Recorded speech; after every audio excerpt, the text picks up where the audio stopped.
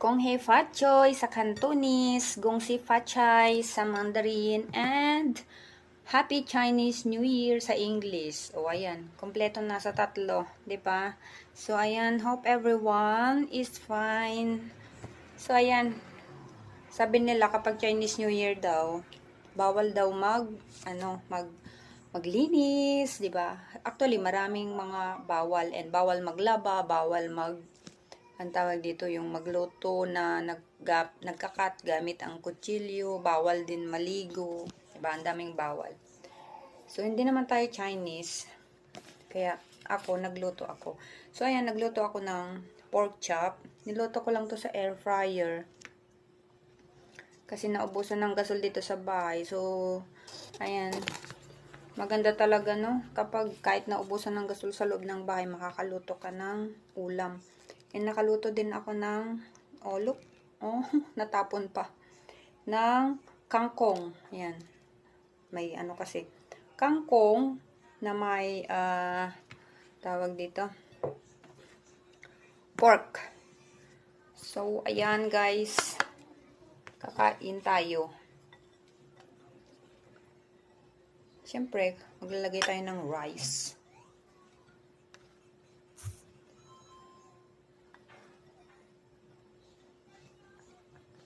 Ayan.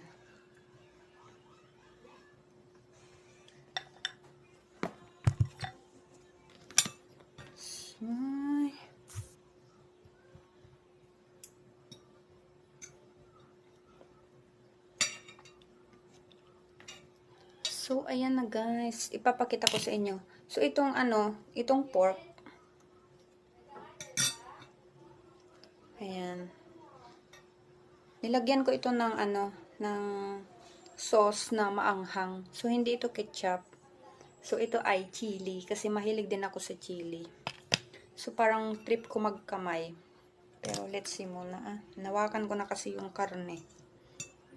So, tigman muna natin yung kangkong na niluto ko with the pork. Yan o. Hop.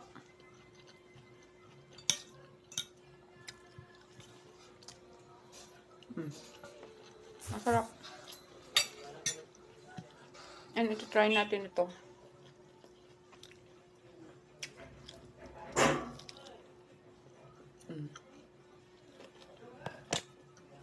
Masarap siya kapag nalagyan ng sauce na maanghang.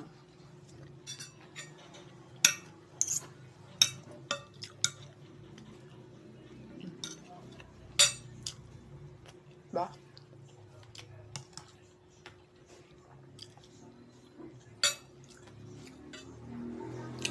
Ito yung kangkong.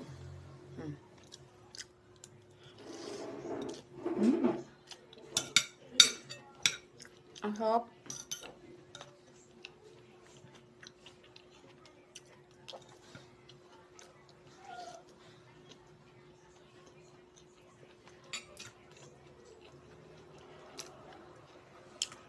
Para hindi ka maumay, meron tayo ditong orange. Alam nyo guys, nasanay ako na pag kumakain, may prutas. Natutunan ko kasi nung nasa Hong Kong ako, every time na kumakain kami, laging may prutas. Tapos, si boss ko pag kumakain, kinakain niya yung prutas together with the kanin and ulam.